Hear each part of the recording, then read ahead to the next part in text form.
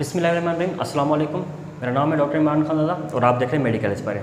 Student, हम लोग अपने इंटर क्लास में इससे पहले होम्योस्टेसिस फीडबैक मैकेनिज्म का लेक्चर मुकम्मल कर चुके हैं। अगर आपने वो लेक्चर नहीं देखे तो उनका मैं लिंक डिस्क्रिप्शन बॉक्स में दे दूँगा।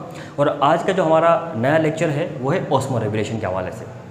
ऑस्मो रेगुलेशन एक मोस्ट इम्पॉर्टेंट होम्योस्टेटिक मैकेनिज़्म है, एस्पेक्ट है होम्योस्टेसिस का। और आज हम इसी के बारे में बेसिक टर्मिनोलॉजी को सीखेंगे और ऑस्मो रेगुलेशन के बारे में अपना कॉन्सेप्ट क्लियर करेंगे। इसके बाद हम सीखेंगे कि ऑस्मो रेगुलेशन एनिमल्स में कैसे होता है, टेरेस्ट्रियल में कैसे होता है, एक्वेटिक में कैसे होता है और ऑस्मो रेगुलेशन प्लांट्स में कैसे होता है। लेकिन इससे पहले हम ऑस्मो रेगुलेशन और उसकी बेसिक कॉन्सेप्ट और टर्मिनोलॉजी को डिस्कस करते हैं कि ऑस्मो रेगुलेशन है क्या। इसमें मिसाल के तौर पर हम क्या करते हैं कि दो सिस्टम्स कंसीडर करते हैं।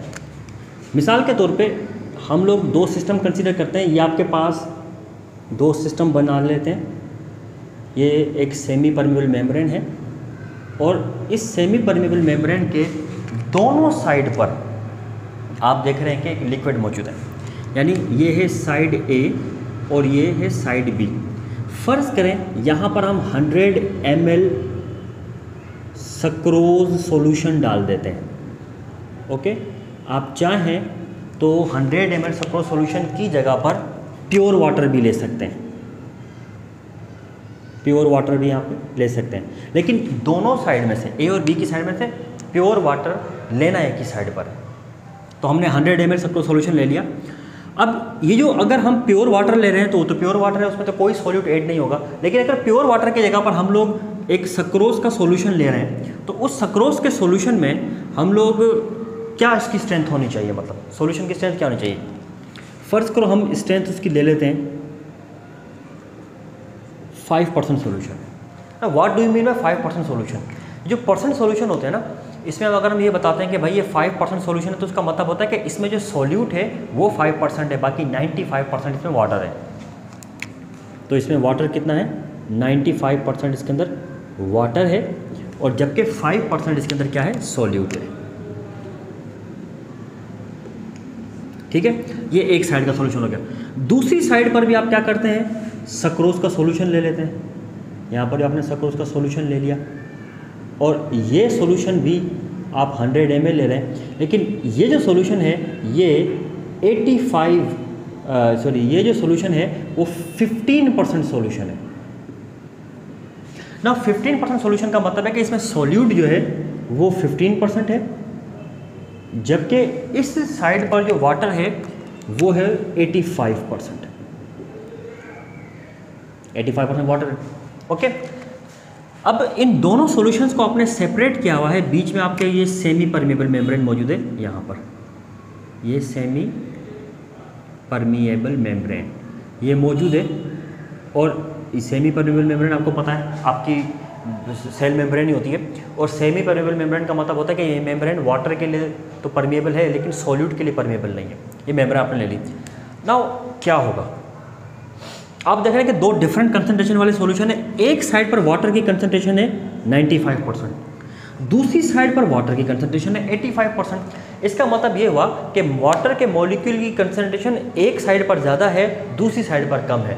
और आपको पता है वाटर के मॉलिक्यूल की कंसंट्रेशन जब दो डिफरेंट रीजन में दो डिफरेंट हो जाए तो फिर क्या होता है कि वाटर हायर कंसंट्रेशन से लोअर कंसंट्रेशन की जानिब मूव करना स्टार्ट कर देता है और वाटर मूव करता है from higher concentration to lower concentration. इस तरीके से वाटर कंटिन्यूसली मूव करता हुआ जाता है।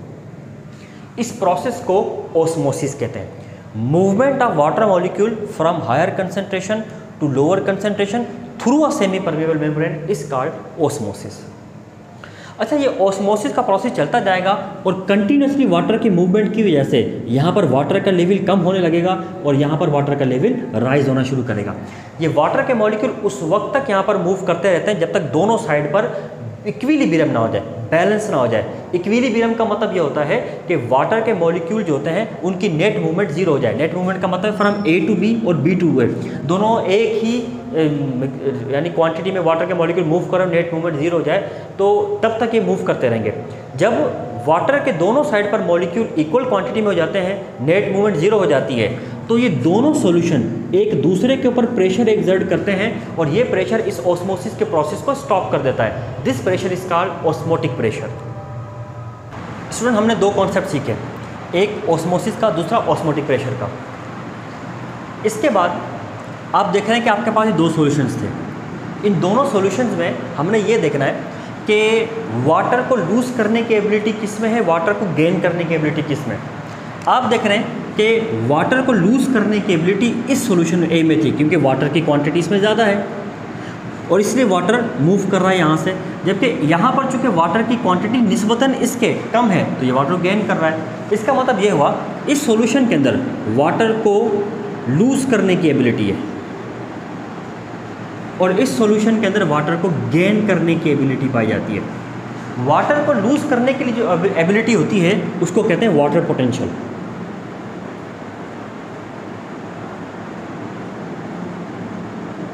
वाटर को गेन करने की एबिलिटी कहलाती है सॉल्यूट पोटेंशियल।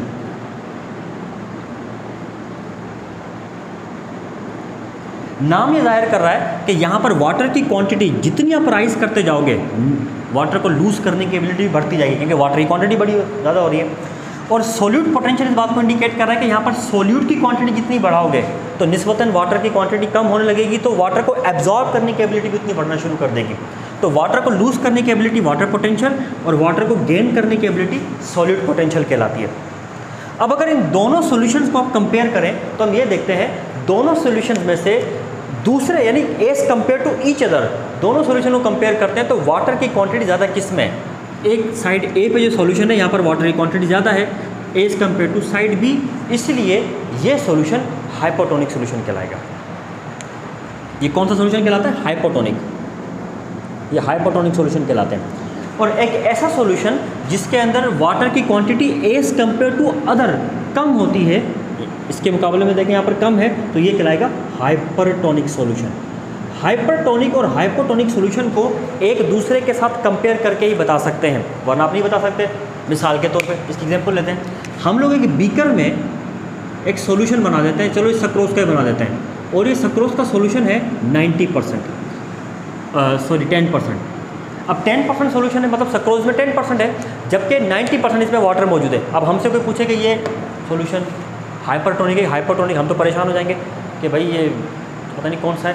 वो इसलिए कि जो सॉल्यूशन है एक दूसरे से कंपेयर करके ही बताए जा सकते हैं।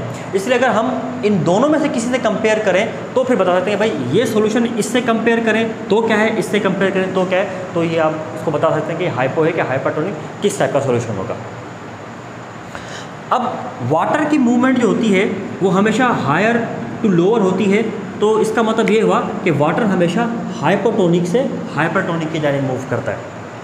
ये रूल आप याद रख लें, यानी वाटर हमेशा जो मूव करता है ना from hypotonic solution to hypertonic solution move करता है। वजह क्या होती है कि दोनों सॉल्यूशन को अगर कंपेयर करें तो हाइपोटोनिक होता ही वो सॉल्यूशन है जिसमें वाटर की क्वांटिटी ज़्यादा होती है, और हाइपरटोनिक सॉल्यूशन वो होता है जिसमें वाटर की क्वांटिटी कम होती है, और वाटर हमेशा higher quantity to lower quantity move करता है। तो इसका मतलब है हाइपोटोनिक से हाइपरटोनिक की जानिब ही वाटर हमेशा मूव करेगा।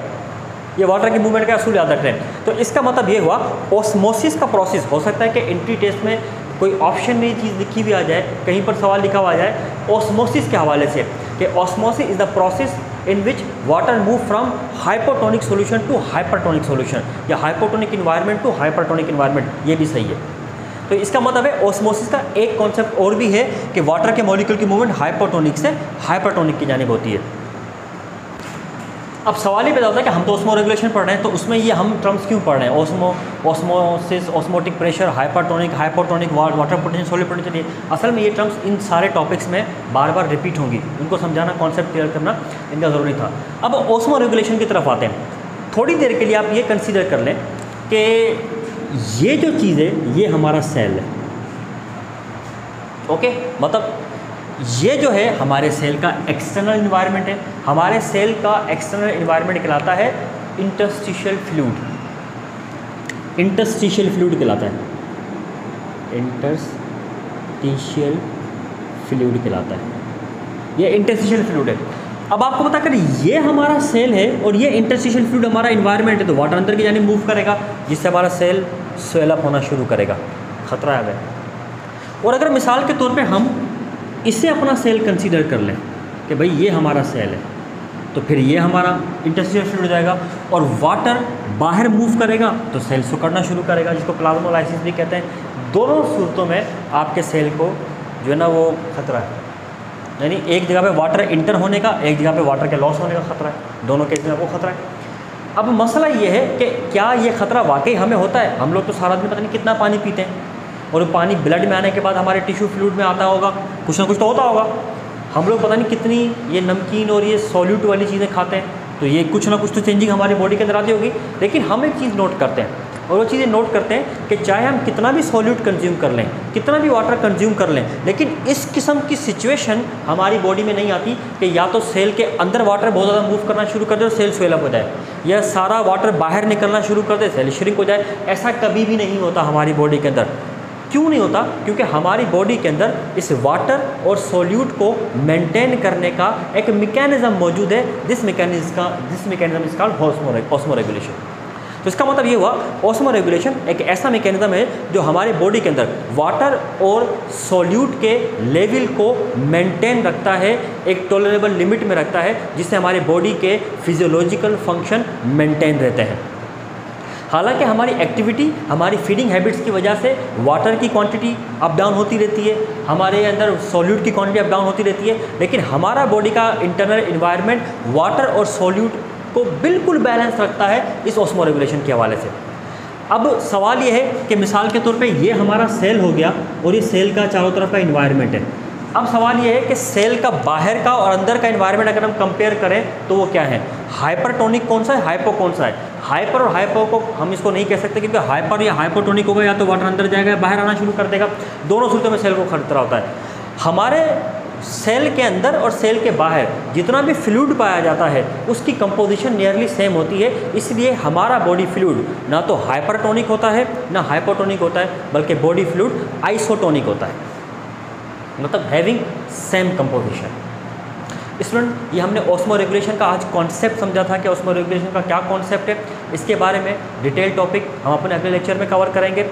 वीडियो पसंद आने की सूरत में लाइक कीजिएगा, चैनल को सब्सक्राइब कीजिएगा और आगे शेयर कीजिएगा। Thank you.